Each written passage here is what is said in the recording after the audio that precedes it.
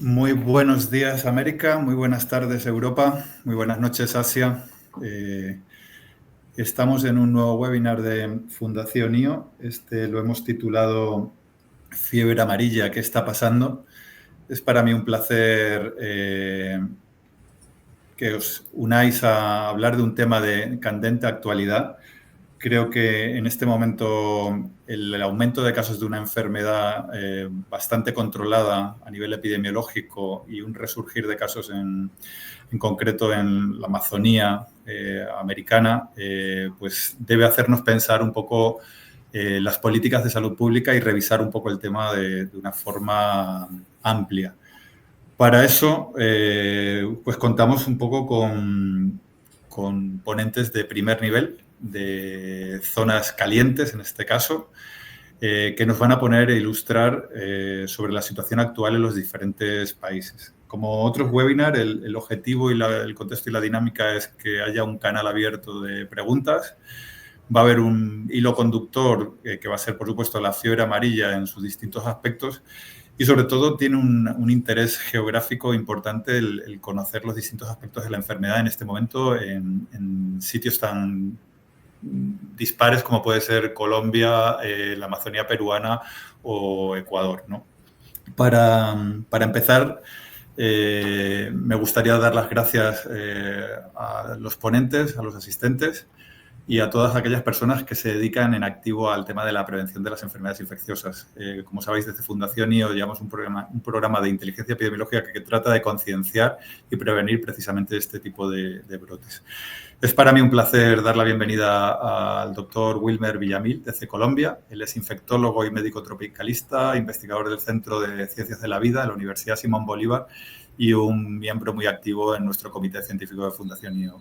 Muy buenas días, tardes, Wilmer. Muy buena, Manuel. Gracias por tan excelente iniciativa, invitación y muy contento de compartir con toda América Latina y Europa este importante webinar. Luego tenemos desde la Amazonía peruana a un gran experto médico tropicalista, referente en enfermedades infecciosas en la zona, en el Hospital Regional de Loreto, el doctor Juan Carlos Celis. Un verdadero placer, ¿no? Manuel, Wilmer, muchas gracias por esta invitación y la oportunidad de compartir desde la Amazonía y Iquitos esta experiencia que estamos teniendo con este aumento de casos de fiebre amarilla, Manuel. Gracias. Y tenemos a un tercer experto, Daniel Romero Álvarez. Él es ecólogo de enfermedades infecciosas, es investigador en dinámicas de enfermedades infecciosas desde Ecuador, que también ha notificado casos recientemente. Daniel, un placer tenerte en este grandísimo panel de expertos. Igual, muchísimas gracias por la invitación. Un gusto, Manuel, Juan, Wilmer, y con todas las ganas de contribuir. Pues vamos allá. Vamos a empezar un poco con qué está pasando, ¿no? Una visión epidemiológica rápida, estáis cada uno en una zona geográfica. Es muy interesante hablar de casos recientes, de zonas afectadas, de tendencias, de brotes emergentes, de posibles factores contribuyentes, ¿no? Clima, movilidad, vacunación. Yo creo que lo interesante es que habléis vosotros, que sois los que sabéis más de estos temas, ¿no? Si queréis, hacemos una ronda inicial breve de cómo está la cosa en vuestras regiones. Si queréis, empezamos por ti, Daniel, o por Juan Carlos, como queráis. Buenos días, yo puedo empezar. Todo bien. Entonces, muchas gracias por la invitación. Mi nombre es Daniel Romero Álvarez. Soy profesor de la Universidad Internacional SEC y trabajo en Ecología de Enfermedades Infecciosas. Y el panorama de la fiebre amarilla aquí ahorita en Ecuador es que se han detectado 3 casos. Lo importante es que la detección se realizó en el contexto de un incremento de vigilancia epidemiológica de enfermedades causadas por arbovirus. Y esto ya empezó porque tuvimos este gran brote de Oropouche en Brasil. De hecho, el brote que empezó en octubre del 2023 y que llegó a su pico máximo a finales del 2024 en Brasil y que comprometió muchísimas otras regiones, hizo que se incremente la vigilancia epidemiológica de arbovirus en muchísimos países de la región. En ese contexto es que el Ecuador empieza a hacer mayor vigilancia epidemiológica y en efecto encuentra casos de oropuche y en efecto encuentra el primer caso de fiebre amarilla. Entonces, en ese contexto, aparentemente la discusión inicial fue si es que tenía que ver con el brote de fiebre amarilla que hay en Colombia, que era como lo más inmediato. Entonces, en términos temporales, más o menos se declaró una emergencia sanitaria en Colombia por el brote de fiebre amarilla en el departamento de Tolima, y entonces al detectar ese caso de fiebre amarilla lo que inmediatamente se pensó es que estaba relacionado de alguna manera, ¿va? Pero lo que se sabe actualmente es que el primer caso, tuvimos la oportunidad de ese primer caso hacerle aislar el genoma completo y se descubrió que el genoma de ese caso de fiebre amarilla no se relaciona con los genomas del brote de Colombia y que más bien es un caso de circulación ecuatoriana autóctono. A partir de la detección de ese caso se han detectado 2 casos más. Entonces, hasta ahorita, y se los detecta todos en la provincia de Zamora Chinchipe, que es una provincia que queda en el sur del Ecuador y que colinda con Perú. Entonces, estos 3 casos aparentemente son causados por un virus de fiebre amarilla autóctono del país que no se relaciona con el brote de Colombia. Muy interesante, Daniel, muy interesante. Esa es la situación de cómo está. Primer mensaje captado. Doctor Juan Carlos Celis, ¿cómo está la situación en la Amazonía peruana? Está silenciado, Juan Carlos, sí. Gracias. Quisiera presentar 2 slides, Manuel. Sí, dale a presentar, si quieres, abajo hay un botoncito que pone presentar, darle abajito. Presentar.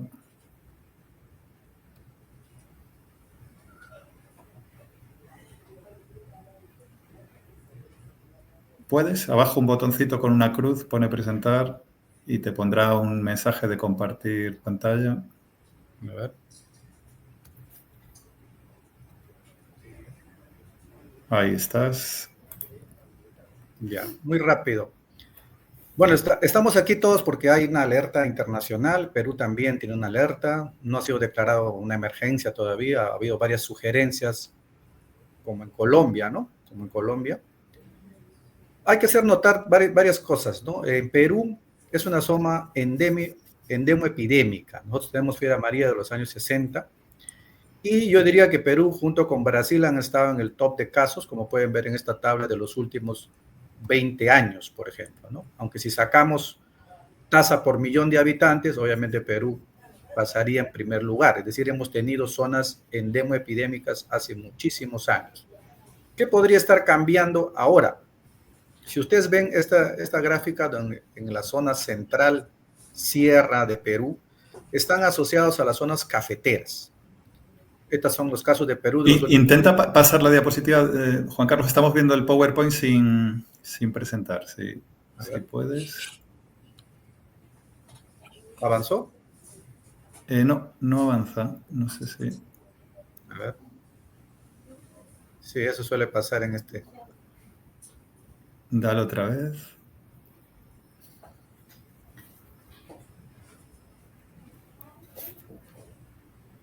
Nada, ¿no? No. Vuelvo a presentar a ver si puedes.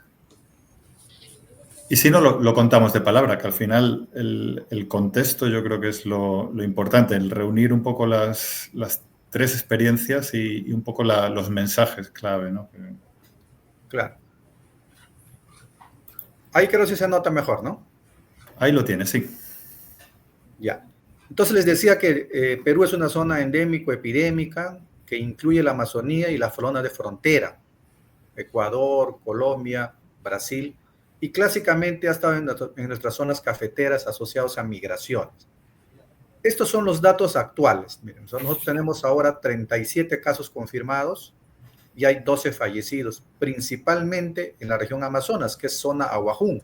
No sé si los casos de Ecuador también incluyen estos territorios, pero los pocos fallecidos que hemos tenido ahí han sido básicamente nativos de la etnia Ahuajún, San Martín y Loreto, que son ya Amazonía, y como ya les dije, en la sierra, en las zonas cafeteras también, ¿no?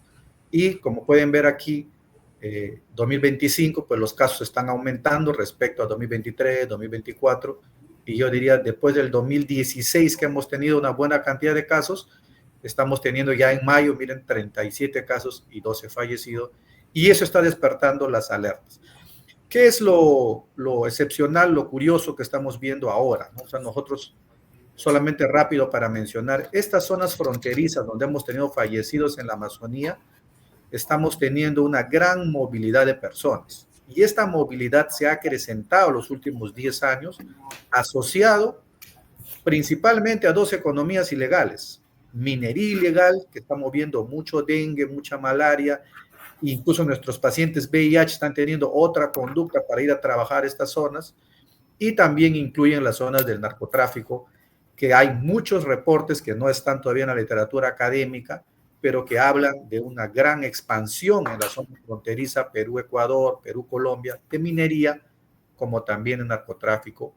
Y estos factores pueden estar asociados muy bien a este aumento de casos que hemos tenido en las zonas de frontera. Eso para empezar, Manuel. Estupendo, estupendo conocer. Me quedo con los datos de movilidad, ¿no? De los cambios de la movilidad. Y Colombia, ¿no? Que como comentaban, ahora mismo es centro un poco de este resurgir de casos Wilmer,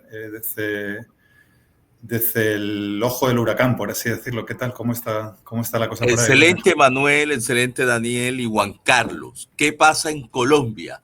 Hoy desde tempranito recibimos en nuestra red a ese gran profesor y presidente del LAMBI, Alfonso Rodríguez, lo cual tenemos 4 de mayo. ¿Cuál es el comportamiento de Colombia? El 4 de mayo, 85 casos, 38 fallecidos. Fíjense que con relación al 1 de mayo, 2 casos más, 1 muerte. O sea, se han registrado estos 85 casos, ¿en dónde? En departamentos clave: Tolima, Huila, Cauca, Nariño, Putumayo, Caldas, Meta, Vaupés, Guaviare y Caquetá. Entonces, fíjense que tenemos 2 casos nuevos con 1 fallecido. Quiere decir que indudablemente tenemos activo. Y otro caso importante, como lo vamos a tratar más anteriormente, pero que va de la mano, es que aquí, a pesar que estamos trabajando, vemos que se están presentando los casos, y algo muy importante que vamos y estamos exactamente trabajando es sobre la vigilancia de epizodia. Y es que esos miquitos, el mono aullador, el mono arguata, primates no humanos que entran en el ciclo importante, en ese ciclo selvático, la determinada detención de esta epizodia es una estrategia clave para predecir 10 días antes la presentación en humano. Dejamos ahí cumplir el tiempo, mis 2 minutos. Gracias, Manuel. Muy bien. De hecho, acaba de entrar un comentario a colación, mencionar que en Colombia el Instituto Nacional de Salud acaba de confirmar hace unos días un caso fatal de fiebre amarilla coinfección precisamente con oropuche, ¿no? Interesante panorama también, ¿no? Vamos a pasar a otro bloque, que es ya un poco una perspectiva más personal y técnica, ¿no? Que yo creo que cada ponente, yo creo que desde su visión de lo que está sucediendo, de esos desafíos, yo creo que hablar un poco de cómo hemos llegado a este punto, ¿no? En el caso más de Colombia, si se podía haber prevenido, de qué acciones estratégicas se están implementando, ¿no? Hablamos debemos hablar de vacunación. Aquí los que estamos en otros continentes como Europa estamos muy pendientes un poco por el tema de nuestros viajeros, de nuestras personas que van a ir a estas zonas. Y luego un poco un tema importante, la comunicación del riesgo, ¿no? Yo cuando hablaba Daniel antes del tema de los casos de Ecuador, aquí se ha percibido como que era lo mismo todo, ¿no? Y esa percepción, yo creo, de lo que está pasando, de cómo comunicar, es tan importante como notificar, ¿no?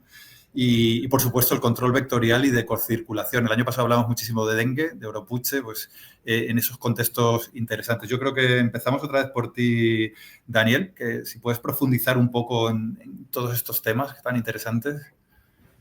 Muchas gracias, Manuel.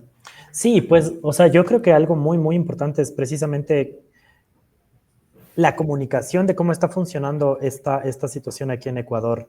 Los canales oficiales mencionan que la detección de casos de fiebre amarilla en el país no son un brote. Y eso me parece bastante curioso y bastante como interesante en términos de definición estricta de lo que está sucediendo.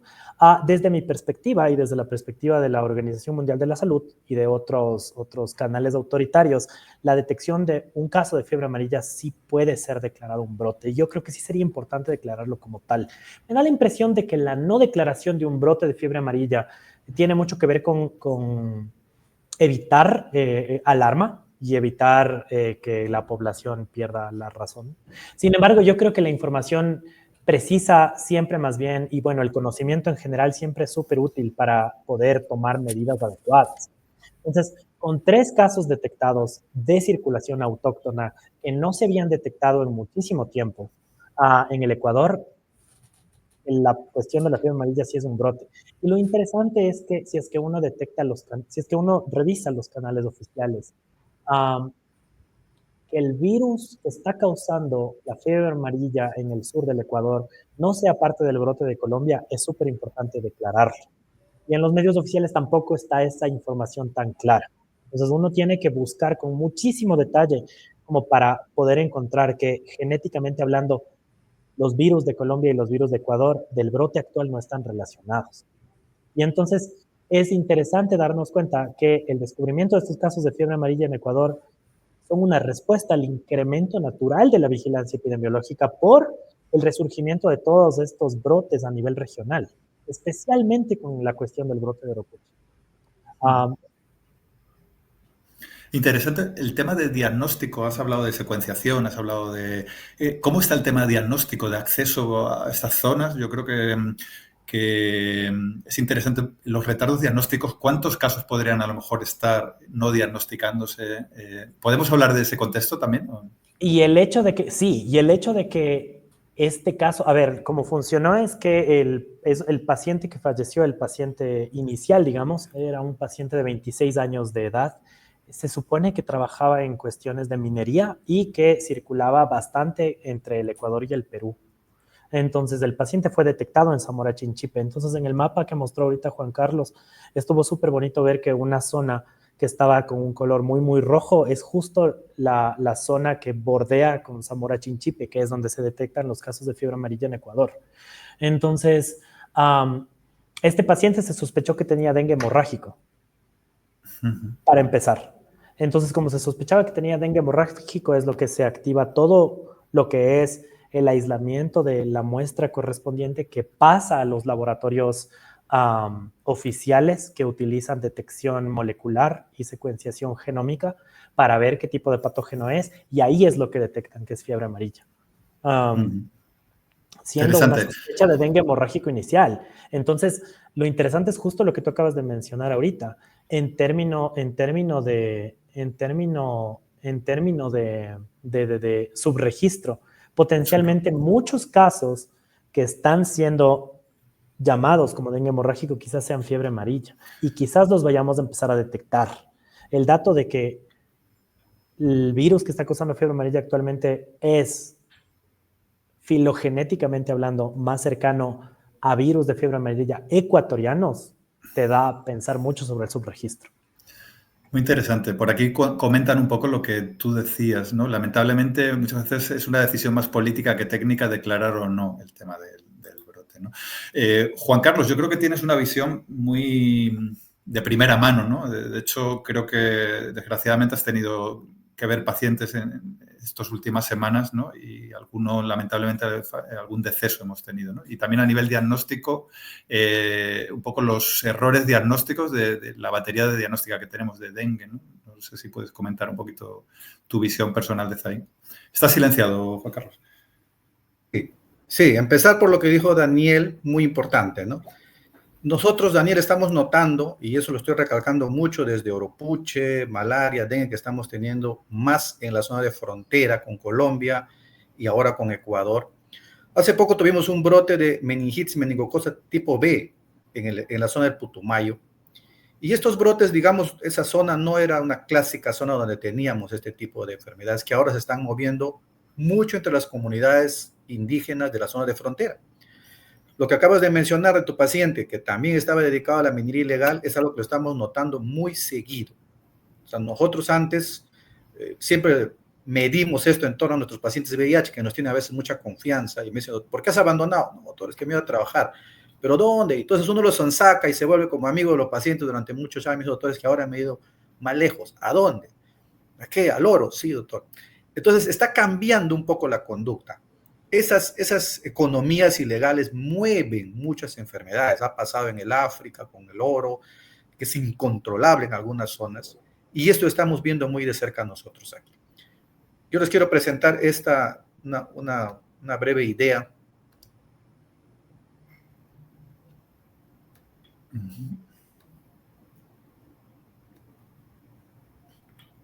Entonces ya habíamos hablado de eso. La OPS el 2021 hizo un perfil nacional de fibra amarilla en el Perú y se repetía esto que les decía, ¿no? Estaba siempre asociado, lo que estaba resaltado ahí, en zonas de actividades agrícolas, principalmente en nuestras zonas cafeteras, con muy pocos casos en las zonas amazónicas, muy aisladas. Y eso está cambiando hoy en día. Estos slides que les presento son muy antiguos con los que a mí me enseñaron y siempre, digamos, es algo que se repetía en el Perú todos los años, promedio 5 a 10 casos, 2 a 5 fallecidos. Los últimos 3 años eso está cambiando. ¿Qué he observado desde el punto de vista clínico? Lo que ha dicho Daniel es sumamente importante para mí y lo que ha dicho Manuel también. O sea, estamos viendo todos nuestros casos analizados, los 12 casos que han fallecido en el Perú, todos han sido diagnosticados de dengue o de leptospirosis. Y recuerden que el IgM para leptospirosis no hace diagnóstico definitivo de la causa de la muerte de un paciente ictérico febril. Y es algo que sucede muy a menudo en nuestras zonas fronterizas, porque este paciente que les estoy mostrando, no puedo proyectarlo bien, pero solamente para decirles que este paciente, 13 años, falleció con todas las fases clásicas, hizo fiebre, le dieron de alta, 4 días después regresa con la fase toxémica, con hematemesis en una región alejada de la Amazonía, en la zona del Putumayo, y muere literalmente desangrado, ¿no? Pero miren, leptospira IgM reactivo. Esa muestra, como no hay pruebas para hacer fibra amarilla en esas zonas, y ese es un problema diagnóstico también, envían la muestra y después recién sale prueba positiva para IgM, y después el PCR después de 5 a 7 días. Es decir, hay poca acceso a las pruebas diagnósticas de fibra amarilla. Y de hecho lo que les comentaba es que todos los pacientes en la zona de Amazonas, la región Aguajún, que fallecieron, dieron positivo, prueba rápida, IgM positivo para dengue.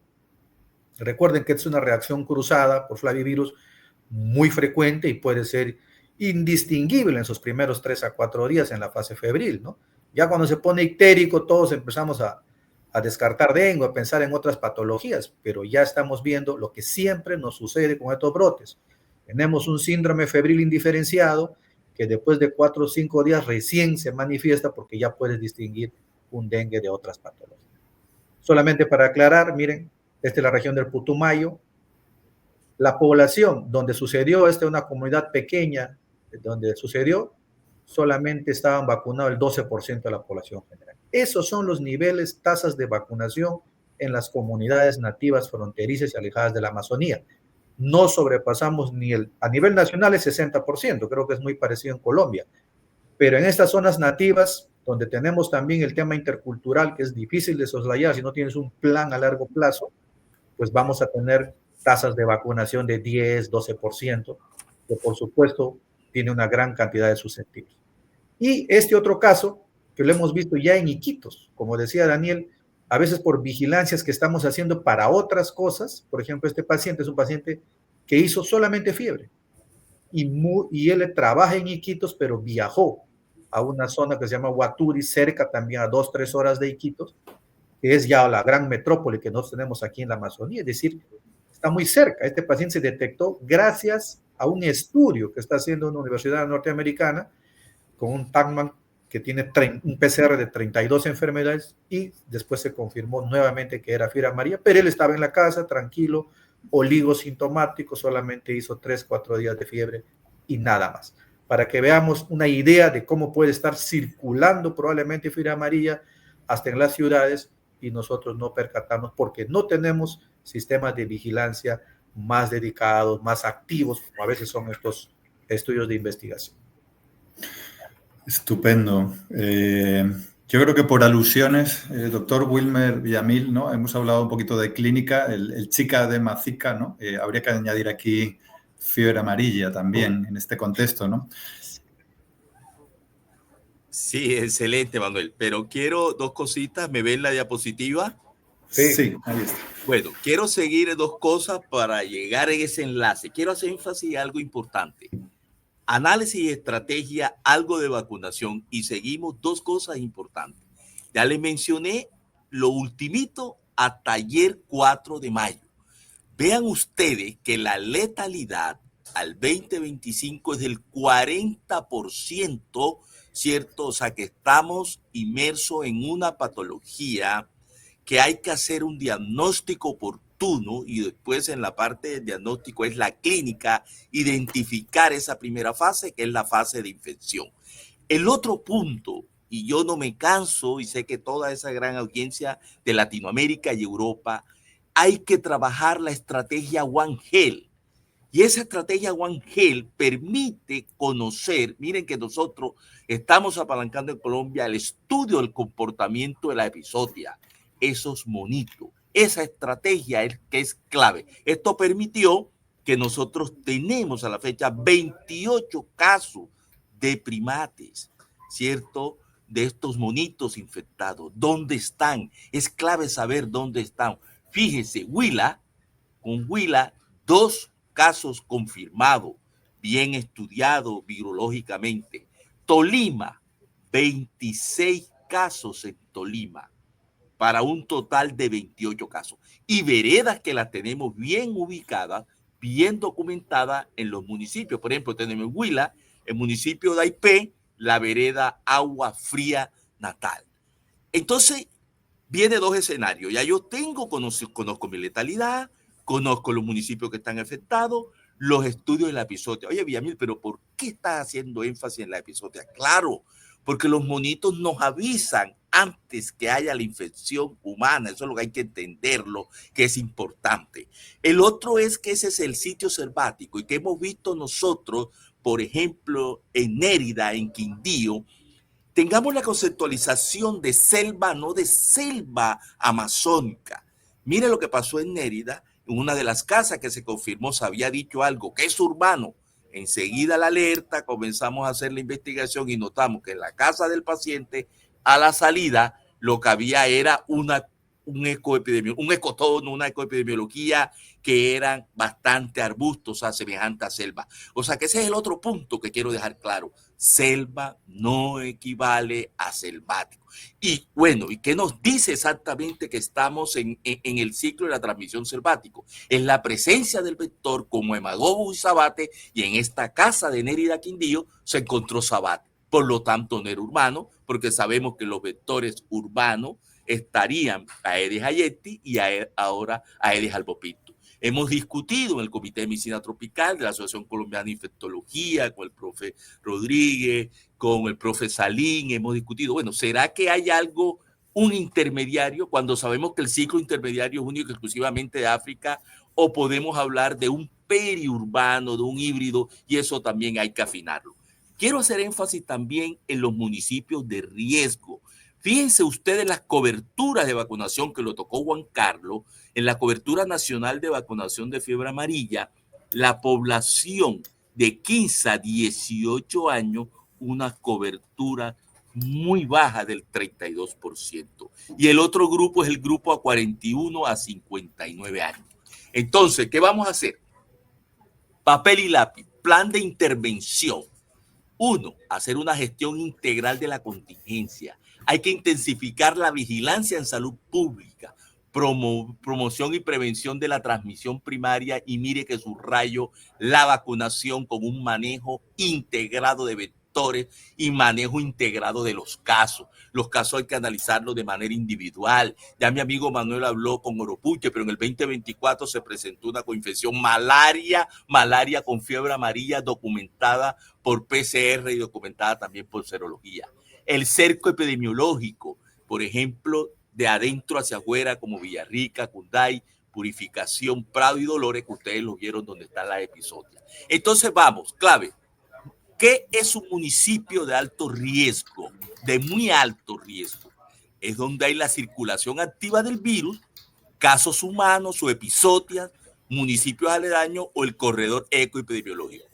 ¿Cuántos municipios tiene Colombia? 111 municipios en muy alto riesgo. Alto riesgo, sin casos activos, pero con condiciones ambientales de la aparición de casos. Ojo, que aquí hay que intervenir en estos dos municipios, 289. ¿Qué hacemos? Si tenemos una población, y eso es clave, yo le dije, de 760.257 personas susceptibles, y ya yo expliqué que esa población susceptible con cobertura baja de vacunación es uno de los factores importantes para que se perpetúe el brote. Entonces, ¿qué hay que hacer? Esa es la pregunta. ¿Qué hay que hacer? ¿Qué estrategia se propone? Hay que vacunar a todas las personas susceptibles en el municipio. ¿De qué edades? De 9 meses de edad en adelante, incluidos mayores de 59 años, y ven ustedes que cogemos los grupos etarios con cobertura baja del 32%. Hay que hacer un bloqueo vacunal de vereda. Hay que restringir estrictamente la movilidad en el apoyo del sector. Y algo clave, por favor, comunidad, nosotros acabamos de exigir el carnet de ingreso a parques naturales. Y tenemos, por ejemplo, nosotros en la región Caribe, el Parque Tayrona, Quindío, que tiene unos parques importantes. Por favor, aquí no entra nadie en el parque si no tiene el carnet de vacunación. Esto para los municipios de alto riesgo y para los municipios, o sea, de muy alto riesgo y de alto riesgo. ¿Qué población tenemos? 2.836.109 personas susceptibles. Hay que vacunarlas a los susceptibles en el grupo de edad mencionado. Sin bloqueo vacunal de vereda, barrio, ni puesto de control sanitario, vacunar todos los viajeros. Esto es clave, importante, de 9 meses y más de edad que viajen a municipios de alto riesgo. Oiga, ¿usted va a viajar? Sí, señor, va a viajar allá. Bueno, usted tiene que colocarse la vacuna. No, y viene digamos así, Manuel, Juan Carlos y Daniel, viene otra la pregunta. Bueno, y si tu paciente tiene 65 años, ¿lo vacuna? Claro que lo vacunamos, porque si ustedes revisan toda la literatura, no es que está contraindicado, sino que esa vacuna de ese paciente que va a ese municipio de alto riesgo tiene que hacerse consentimiento informado, vigilancia, buen ensayo clínico.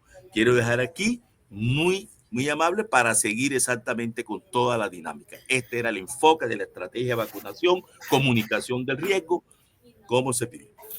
Yo creo que es interesantísimo los mensajes que están saliendo, ¿no? De movilidad, acabas de hablar de One Health, de control vectorial, de unas tasas de vacunación realmente bajas en zonas de alto riesgo. Yo creo que me atrevo un poco a tirar de vuestra lengua. Ahora mismo, ¿cómo habéis visto algún cambio a nivel político, institucional, de la Organización Mundial de la Salud? ¿Ha habido cambios a nivel de terreno? ¿Estáis recibiendo feedback de grandes organizaciones? ¿O cómo está la cosa? No sé. Wilmer, no sé si me puedes decir un poco, en Colombia, a raíz del aumento de casos, este cerco se está llevando a cabo un poco por el tema del desafío del sistema de salud. Es decir, si me decía antes Juan Carlos Celis que un diagnóstico de fiebre amarilla puede demorar una semana de lo que llega el diagnóstico de PCR. ¿Eso ha cambiado? ¿Sigue siendo un poco así el contexto? Bueno, voy yo primero, Manuel. Referente al diagnóstico, y eso es una estrategia, la vigilancia genómica. Y eso es importante con el aislamiento viral. Con OPS, que es importante, hemos recibido con OMS y OPS, y las sociedades y la academia se han integrado. Fíjate la experiencia que se hizo con COVID-19. Con COVID-19, el Instituto Nacional de Salud que dijo, descentralicemos, vamos a descentralizar. No solamente somos nosotros los que vamos a hacer los estudios, Daniel, como usted allá, de PCR, de la parte de genómica, identificar lo que dice Daniel, que si digamos así, acuérdense dos cosas del virus.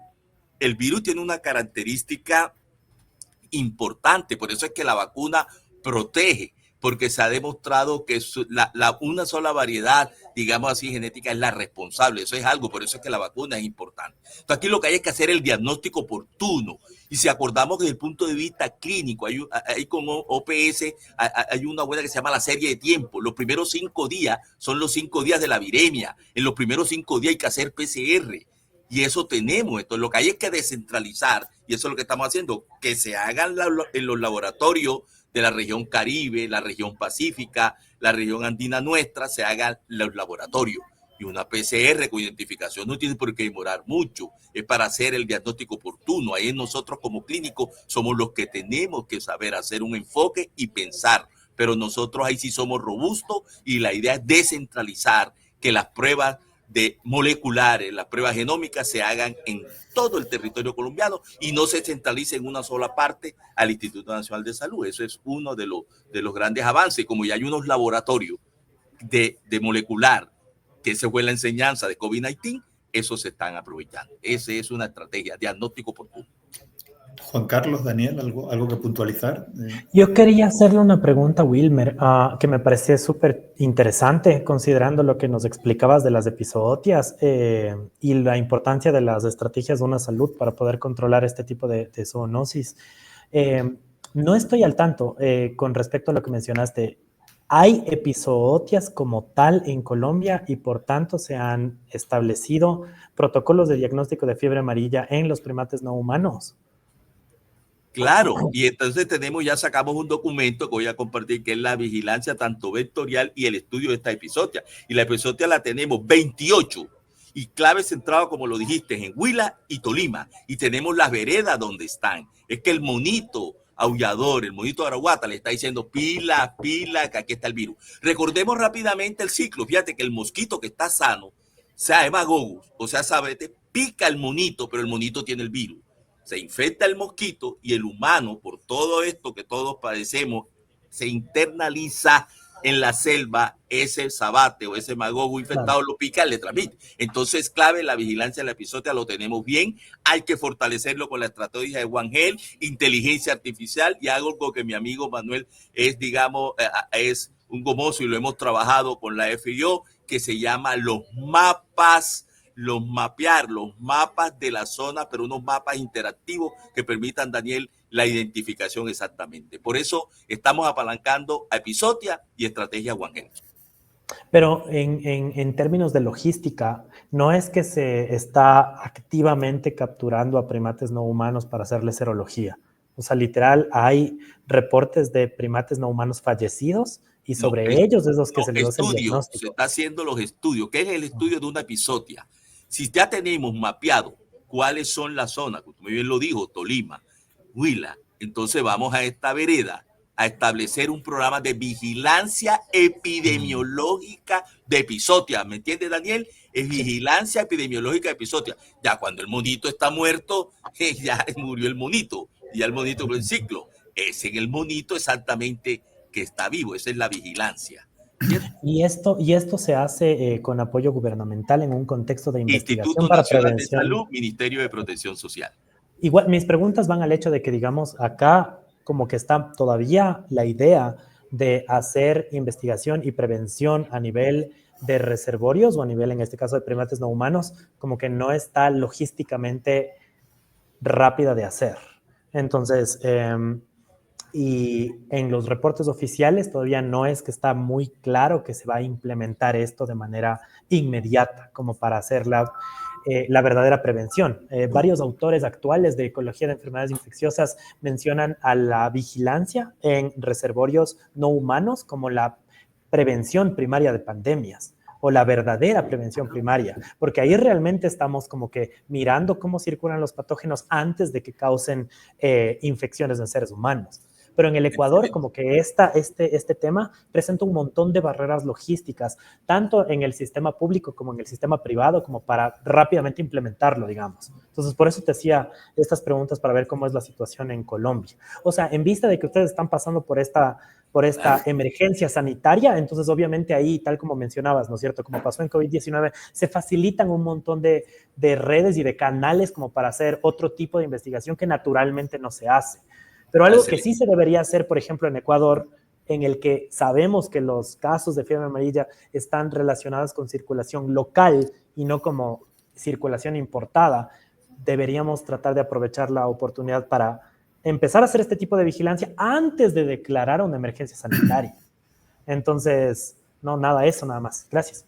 Gracias. Hay un comentario interesante de Juan Carlos Navarro que dice: todavía hay un gran desconocimiento sobre la dinámica y ecoepidemiología de los vectores en zonas de cotono y zonas rurales, más aún en intervención humana y su movilidad. Yo creo que eso es la base de que no se hagan bien las cosas. Hay una pregunta que yo creo que puede ser interesante para todos, ¿no? ¿Cómo está aceptando la población local la vacunación? ¿Hay resistencia o al contrario se busca o acepta la vacuna en general? ¿Hay una demanda mayor de vacuna? ¿Habéis observado algo así o no hay esa percepción? En general, en las zonas amazónicas, Manuel, siempre hemos tenido bajas tasas, principalmente por el acceso. ¿De acuerdo? O sea, siempre ha sido difícil la cadena de frío a las zonas más alejadas, pero post pandemia ya tenemos varios reportes del mismo Ministerio de Salud donde hay mayor rechazo. Recuerden que en el tiempo del COVID ha habido mucho antivacuna que ha llegado inclusive hasta zonas bastante alejadas de nuestra Amazonía. Eso me extrañó mucho al inicio, pero ha llegado de todas maneras también a las zonas bastante alejadas un rechazo a las vacunas post-COVID. Y eso, según lo que refieren las personas que dirigen la vacunación a nivel nacional, ha disminuido aún más de lo que ya teníamos en las zonas nativas, andinas y altoandinas del Perú, los niveles de vacunación. Y eso realmente, como ya he dicho, OPS y OMS, requiere, como llaman ellos, un esfuerzo descomunal. O sea, requiere realmente una estrategia, no solamente la clásica voy cada cierto tiempo, sino que hay temas interculturales, de acceso, hay que mejorar la telemedicina para poder acceder a tanta distancia. Y ahí quiero sumar esto, ¿no? Lo que decía Wilmer y Daniel también. Fiebre amarilla, así como cuando se introdujo Oropuche, cambia un poco la dinámica. Y si bien nosotros estamos hablando entre especialistas, gente muy metida en salud pública que investiga, mi insistencia siempre es que hay que comunicar a los pueblos, a los puestos de salud más alejados. Esta clase de información puede parecer común para nosotros que estamos muy enterados, pero cuando un médico está atendiendo en un centro de salud del Estrecho, del Putumayo, del Amazonas, pues ellos están haciendo en su día a día y a veces esta información no les llega. Hace días escuchaba esta charla de Colombia a los intensivistas hablar una cosa que para mí como clínico es muy importante. En la fase toxémica de la fiebre amarilla no se maneja con mucho volumen, no se sobrehidrata al paciente. Entonces, imagínate esta confusión clásica que ya te mencioné, que todos mis pacientes están siendo diagnosticados con IgM para dengue y manejados como dengue, pues lo que vamos a tener es un agravamiento del caso. Si ya hay una recomendación, como escuché a los intensivistas colombianos decir, bueno, no es igual, no hay que sobrehidratar a un paciente con fiebre amarilla porque ellos no tienen tanta extravasación y entonces podemos estar haciendo daño si es que esta información clínica que ya va surgiendo, como en todas las epidemias, paso a paso, tenemos que comunicarla rápidamente. Y por eso es que estos eventos son realmente importantes porque a veces nos adelantamos a lo que están haciendo algún investigador o queriendo publicar más adelante, pero los clínicos necesitamos saber de primera mano qué están viendo los otros colegas para poder adelantar. Y a eso llamamos vigilancia clínica. Así como hay vigilancia genómica, pues los clínicos tenemos que vigilar lo que estamos viendo para no hacer daño, ¿no? Primero, porque es cierto, no hay un antidengue ni un antifiebre amarilla, un medicamento, pero manejando apropiadamente en un puesto de salud podemos evitar una gran proporción de las complicaciones y la muerte. Muy interesante. Has dicho la palabra gatillo clínica. ¿Podemos revisar un poquito el tema del manejo clínico, Wilmer? Muy buena la pregunta y retomando en la parte de Juan Carlos, importante clasificarlo en grupo A, grupo B y grupo C. ¿Qué avance? Yo recuerdo que hicimos para la revista Medicine del Servier unos protocolos en los cuales veíamos bien estandarizados sintomatología clínica y los laboratorios importantes, la aminotransferasa, y lo ubicamos en los pacientes B. ¿Qué avanzamos? Que el A no se va para la casa, el A va a hospitalización, se asemeja a caso de dengue con signos de alarma. El B, ojo, el B va exactamente an UCI, puede llamarse intermedio, y el C, como lo dijo Juan Carlos, se hace exactamente también ya en una verdadera UCI. Entonces, ¿qué es lo importante? Que desde el punto de vista clínico en el manejo yo tengo que avanzar. Un paciente con fiebre, el paciente tiene dolor abdominal, tiene ictericia, y es aquí donde entra diagnóstico diferencial con todo el abanico, con hepatitis, con dengue, leptospirosis y malaria. Mando mis exámenes, mi verdaderamente cuadro hemático, voy a encontrar una leucopenia, voy a encontrar el paciente concentrado. Ahora, me habla específicamente del manejo, perfecto. Se hace manejo con líquido y es clave, pildorita número 1, solución isotónica 0.9% normal. Y algo ya Juan Carlos se adelantó, que ojo que no estamos en dengue cuando aplicábamos nosotros a 10 cc por kilo hora. Lo que varía es lo mismo, que las soluciones acá son soluciones isotónicas, también enzimático, Juan Carlos, encima del paciente, pero sin sobrepasar el encharcamiento. Hicimos con Luis Felipe, con Ale Forero, que acabamos de hacer exactamente sobre la parte de lo clínico. Hay una guía que va a salir en Lance, Juan Carlos, Manuel y Daniel, en los cuales se indica los criterios específicos para manejar UCI. Criterios clave, número 1, el compromiso nivel neurológico, la encefalopatía. Número 2, teniendo la fisiopatología, la apoptosis, el daño del hepatocito, el compromiso, aminotransferasa mayores de 1000. El paciente tiene unos criterios específicos de ingresar a UCI, donde se monitoriza el manejo controlado de los líquidos. Pero llega aquí a un manejo clave, que es verdaderamente diferenciar que paciente, si tiene una arbovirosis, verdaderamente es un paciente que tiene fiebre amarilla. Y para eso, todos me conocen, Juan Carlos, ¿te acuerdas de análisis clínica? Chindemasica. Ahora tenemos Chindemasica Yellow Monkey, donde es importante, Juan Carlos se ríe, con Yellow Monkey, y sí voy a permitirme, porque esto es clave, exactamente, compartir esto es clave y volverlo a retomar, porque sé que la audiencia está muy pendiente de esta parte. ¿Ven la diapositiva? Sí. Entonces tenemos Juan Carlos, Manuel y Daniel, Chindemasica, análisis clínica macrobióloga, con Pandolfi, con el profe y todo el equipo, con Alfonso, con Darwin y Rahim, también de la India. Hicimos Chindemasica y Yellow Monkey. Entonces fíjate que chikungunya, sí señor, hay fiebre, tenemos dengue, la fiebre todavía es más alta, más prominente, Mayaro también esa fiebre, 39-40, fiebre amarilla, presenta la fiebre Zika, puede haber, no existir la fiebre. Pero miren dos cosas importantes que quiero ver. En dengue, y esto es clave, fíjense, en dengue, el santema maculopapular es más rojo, signo de pastia. Zika es el santema, pero que se acompaña de prurito. Fiebre amarilla, no. Monkey, pápula, vesícula y ras. Fiebre amarilla, no. Ni chikungunya, ni dengue, ni mayaro, ni Zika, no. Fíjense, dos claves. Dolor retroocular, dengue, sí lo tiene. Fiebre amarilla, no. Fíjense dos cosas, la linfadenopatía no es característico de fiebre amarilla, pero sí es importante en Zika. Y la hepatomegalia aquí con fiebre amarilla, sí. Entonces, fíjense ustedes que tanto desde el punto de vista clínico como laboratorio, como la leucopenia y trombocitopenia, que sí es marcada con fiebre amarilla, y también con dengue, son muy importantes para el diagnóstico. Este paper, que está publicado en una revista de ustedes, Juanqui, la revista del Cuerpo Médico del Hospital de la Amazonía en Chiclayo, Perú, es una herramienta importante para el manejo. Tarea que le tengo que decirle, compartir con ustedes esta guía que ya va a salir en Lance, ¿cierto? Y es de gran ayuda para todos los médicos.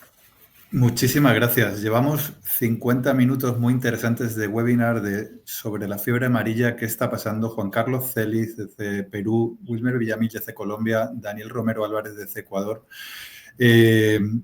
Una pregunta que nos ha entrado. A mí me gusta, Daniel, cómo te defines como ecólogo de las enfermedades infecciosas. Creo que Yo creo que qué papel tiene el cambio climático en la expansión del vector, ¿no? Cómo mejorar esa vigilancia transfronteriza de algo que nuestros políticos muchas veces no conocen. No sé si puedes un poco orientar un poco desde el punto de vista ecológico lo que está sucediendo, ¿no? Sí, gracias por la pregunta. En términos ecológicos, digamos, la alteración del ecosistema siempre es como que una puerta abierta para que las zoonosis puedan ingresar a nuestras sociedades. Y en el caso de Aedes aegypti y Aedes albopictus, que son los mosquitos transmisores más importantes de no solo de fiebre amarilla, sino de un montón de otros patógenos, como Chick-Deng. Estaba chéverísimo el acrónimo este de Chick-Deng más Zika del profesor Wilmer, me encantó. Bueno, pero Chica, dengue, Zika, que también son transmitidos por Aedes aegypti. Hay mucha evidencia que demuestra que el incremento de temperaturas está haciendo que los mosquitos se adapten a nuevos ecosistemas. Y especialmente hay un artículo, no recuerdo en qué año se publicó, muy interesante que demuestra cómo el mosquito ya está sobre los 2.000 metros de altura en Colombia. Entonces, no recuerdo exactamente cuándo se publicó eso, pero hay un registro de Aedes aegypti cada vez yendo a lugares más altos y, por ende, encontrando sitios sitios idóneos para su reproducción y para completar su ciclo de vida en lugares donde antes no estaba. Entonces, una cosa inmediata que debería ocurrir a nivel de gubernamental o a nivel de manejo de datos de información sería que exista un vínculo directo entre la información que tienen los ministerios de salud pública con los ministerios del medio ambiente. Entonces, en teoría, en un gobierno existe el Ministerio de Ambiente que está encargado de recopilar información sobre las condiciones de temperatura, precipitación, humedad de diferentes regiones del país. Entonces, por ejemplo, algo que no sucede en Ecuador y que debería suceder es que haya una conversación constante entre la información que se tiene desde la vigilancia vectorial, desde la salud pública y desde el medio ambiente. Entonces, por ejemplo, en países que somos afectados por el fenómeno del niño, la niña, sería espectacular poder diseñar algún tipo de estrategia, algún modelo predictivo en el que utilicemos datos climáticos locales para decir a dónde potencialmente se van a ir los mosquitos, cuáles regiones van a ser más afectadas por un incremento de precipitación y por ende un posterior incremento de mosquitos. Entonces esa conversación debería ser como que muy, muy clara hoy por hoy, pero no solo en Ecuador, sino en muchísimas otras regiones de Latinoamérica, esa conversación interinstitucional que es fundamental para crear modelos predictivos que realmente sean funcionales no ocurre. Entonces, la evidencia que demuestra que el cambio climático sí permite o sí es un medio directo de incremento de enfermedades por transmisión vectorial está. Y entonces ahora hay que hacer algo con esa evidencia. Entonces, un llamado ahí a que esa conversación entre expertos en clima y expertos en salud conversen más para poder crear estas herramientas de prevención. Si hablamos de futuro y preparación, y esta pregunta os la hago a los tres, ¿estamos preparados para un brote urbano a gran escala? A mí me asusta un poco eso porque el otro día comparaba la mortalidad de fiebre amarilla y dengue, decía, bueno, de 0.5 menos más a 50% promedio es demasiado para tener un brote urbano.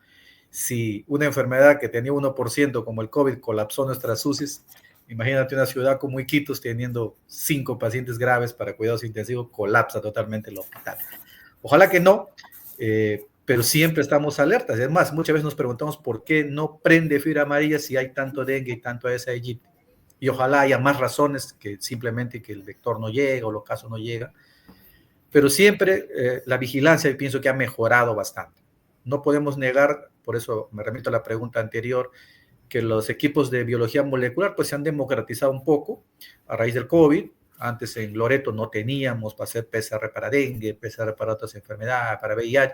Ahora tenemos equipos de PCR, falta ampliarlos, descentralizarlos, como ha dicho Wilmer, o crear kits, así como hay pues una prueba rápida de dengue. El INS Perú, por ejemplo, tiene una prueba rápida para fiebre amarilla, que no la desarrolla simplemente por presupuesto, por decisiones, porque son enfermedades que afectan a poblaciones menores, aisladas, migrantes, y no se dedican, no hay una decisión política para mejorar eso. Cambio climático, yo les había contado anteriormente con Oropuche de que nunca en Loreto había visto yo al menos enfermedad por calor, nunca había visto en gente nativa de Iquitos. Lo he visto en el 2023 cuando batimos un récord de los últimos 25 años y creo que en muchas ciudades del mundo ha pasado eso. Inevitablemente me hace pensar que sí está cambiando el comportamiento de los vectores, pero no hay una documentación para decir sí, acá tengo una evidencia. Y por supuesto, difícil que sea solamente eso. Yo insisto en que estas economías ilegales, mientras el precio del oro esté subiendo, como sube casi todos los meses, sube el precio del oro, pues vamos a tener economías ilegales moviéndose a gran velocidad, moviendo la economía de zonas tan sensibles como los ríos amazónicos y probablemente afectando la salud, no solamente desde el punto de vista de vectores, zoonosis, sino contaminación por mercurio, que se han vuelto un tema relevante para nosotros que consumimos pescado en unas zonas como la Amazonía del Perú, ¿no? Entonces, todo esto es, como dice Wilmer, una salud. Y tenemos que estar viendo no solamente la economía, los vectores, los primates, el medio ambiente, porque de algún lado o todos en su conjunto están afectando la forma en que estas enzootias, que se pueden volver epidemias rápidamente, pues terminen afectando nuevamente y a gran escala, como dice Manuel, ¿no? Es extraordinario. Primera pregunta, Manuel. Yo creo esto es complicado. Urbano no estamos preparados. Y si recordemos, esto tiene un gran impacto, Manuel. Fíjate que los vectores urbanos tienes a Aedes aegypti y albopictus. Entonces, si estamos problemas con dengue en toda Latinoamérica y le vamos a agregar esto, donde va a cambiar la parte de la, digamos así, de la ecoepidemiología, que es urbano, vamos a ver un aumento inusitado de casos con una propagación, con una población susceptible. Entonces yo creo que no estamos, y Juan Carlos, mi gran amigo, un abrazo, Juan Carlos Navarro está diciendo, y con porcentaje de vacunaciones baja y aumento de la susceptibilidad. Quiero no dejar pasar por alto aquí dos cosas, en cambio climático y en la expansión del vector. Excelente, Daniel, que dijiste. Entonces, fíjate que con cambio climático hay expansión geográfica de vectores. ¿Qué traduce esto? Lo que dijo ya Juan Carlos y Daniel, aumento de las temperaturas, cambios en las lluvias permiten a mosquitos colonizar nuevas áreas, incluyendo zonas más altas y templadas. ¿Qué no está lloviendo en Loreto, está lloviendo en Lima, Bogotá, Barranquilla, Ecuador, está lloviendo? Según un aspecto clave, papel y lápiz, alteraciones en el patrón de precipitación. Y eso es algo muy importante. Por eso es que yo digo que la vigilancia tiene que ser también con inteligencia artificial, con drones y satélites de la NASA que permitan determinar cuáles están afectados y la disponibilidad de los criaderos de mosquitos, a determinar la carga vectorial. El tercer factor del cambio climático es la modificación del hábitat de primates y mosquitos. Acuérdese, estrategia One Health, clave la vigilancia de la epizootía. Por lo tanto, hay que evaluar el impacto que tiene el cambio climático. Son cambios en la cobertura forestal y el uso del suelo pueden alterar el ciclo selvático. Miren que ese es el tercer punto. Ya hablamos de expansión geográfica de vectores, alteraciones en patrones de precipitación, modificación de hábitats de primates y mosquitos, y el cuarto factor, no olvidemos, el famoso fenómeno extremo, fenómeno del Niño y huracanes. Estos fenómenos geográficos están golpeando a Europa, están golpeando a Latinoamérica. ¿Qué hace el cambio climático? Incrementa situaciones de emergencia humanitaria con mayor riesgo de brotes epidémicos. Increíble. Yo creo que con tres sabios como ustedes podríamos estar horas y horas hablando de fiebre amarilla. Yo creo que es muy interesante la colaboración transfronteriza, el aunar aquí en este webinar a Perú, a Colombia, a Ecuador, a alianzas internacionales, los que estamos al otro lado del charco, ¿no? Es una buena ocasión para reactivar investigación, para democratizar la capacidad diagnóstica y para comunicar de una forma sencilla y que llegue a comunidades, ¿no? Es cierto que nosotros estamos hipermotivados, ¿no? Y eso es un problema porque a veces cansamos a los que tienen que escucharnos, ¿no? Nuestro mensaje tiene que cambiar en cierta medida para democratizarlo y que llegue, ¿no? Que es un poco un mensaje que desde Fundación IO llevamos haciendo bastante tiempo. No es que no sepamos, es que queremos que nos hagan caso. A lo mejor siendo un poquito más simples, ¿no? Tenemos muy poquito tiempo para finalizar. Yo creo que como colofón a este webinar, os voy a pedir en 2 minutillos cortos que deis vuestras ideas finales de una situación que llegará, y agradecer nuevamente vuestra participación, lo fácil que mostráis un poco el conocimiento. Yo creo que eso hay que aprovecharlo, y toda esta gente que nos está escuchando, que se lleve estos mensajes para casa, estos 2 minutos. Si queréis, respetamos el orden inicial, Daniel, Juan Carlos y Wilmer, y sobre todo porque estamos fuera de tiempo. Muchísimas gracias por todo, de verdad. Daniel. Gracias, Manuel. Qué gustísimo conocerles a todos. Gracias por su conocimiento y también por los aportes.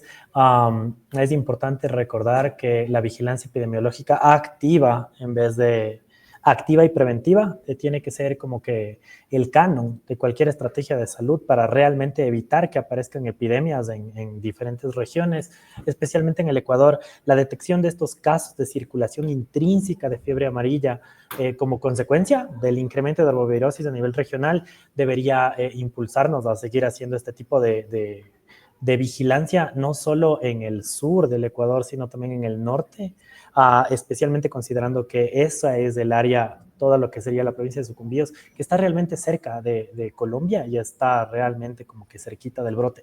Capaz que casos ahí que no están siendo vigilados o que pasan por dengue o que pasan sin síntomas, como mostró el caso del doctor Juan, pueden demostrar la presencia de fiebre amarilla de circulación normal en el país. Solo si encontramos esos casos realmente podemos prevenir. Eso, muchísimas gracias. Gracias, Daniel, de verdad, de corazón. Juan Carlos. Sí, gracias, Manuel, por la invitación. Yo creo que este es justamente el espacio que como clínicos siempre reclamamos, porque necesitamos transmitir rápido. Mi primer mensaje es que si fiebre amarilla va a incluirse dentro de nuestro síndrome febril indiferenciado, que tratamos de entrenar a nuestro personal en Loreto, por ejemplo, todo el tiempo estamos tratando de decirles no se equivoquen entre malaria, dengue, leptopira, siempre puede haber un error garrafal ahí, si no confundes un dengue con una malaria y no tratas una malaria, pues ahora, fiebre amarilla, hay que incluirla, y eso implica comunicación, como lo que estamos haciendo ahora. Estos espacios nos permiten a nosotros también mejorar nuestra forma simple de transmitir las cosas, y cuando escucho a Daniel, a Wilmer, pues veo que estamos en la misma sintonía nosotros, pero el mensaje de la fundación y de todos debe ser, pues hay que llevar esto más simple todavía a las zonas más alejadas, decir lo que estamos aprendiendo de esta enfermedad para que todos estén alertas a tomar la muestra, hacer la vigilancia, como bien han explicado todos, pero hay que entrenar al personal. Eso es una insistencia permanente para mí, así que esto lo vamos a llevar nosotros también localmente a decir, bueno, tenemos esto, así están falleciendo los pacientes, hay que tomar estas previsiones. Incluso en el personal de salud, tenemos personal no vacunado en zonas altamente endémicas, por lo cual hay mucho trabajo, inclusive dentro del sistema de salud, para que evitemos las muertes y podamos tener una sola voz, digamos, en toda América Latina y el mundo, ¿no? Muchas gracias. Muchísimas gracias, Juan Carlos. Doctor Villamil. Mi amigo Manuel, líder, patriarca de la educación médica continuada, no en el otro charco, en Europa y Latinoamérica.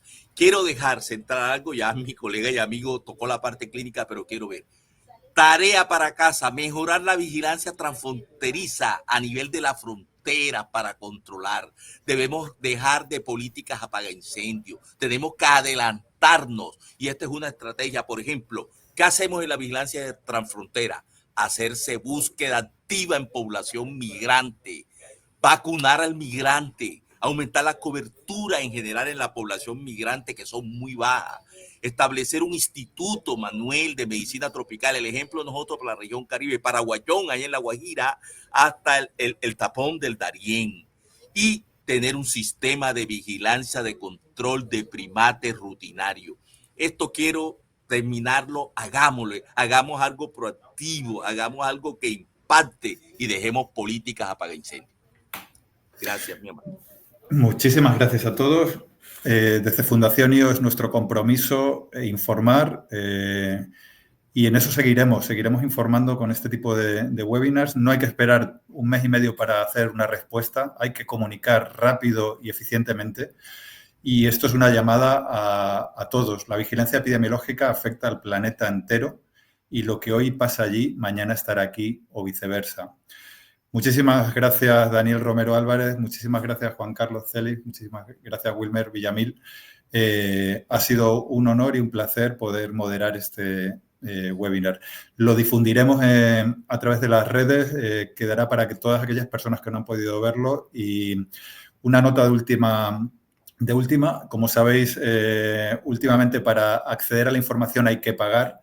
Nosotros, desde Fundación IO, lanzaremos en breve un proyecto que se llama H-Radar, que viene a ser una vigilancia epidemiológica mundial gratis, para que todo el mundo pueda contribuir y subirse un poco al carro, porque la salud no debe costar dinero, al contrario, debemos protegerla.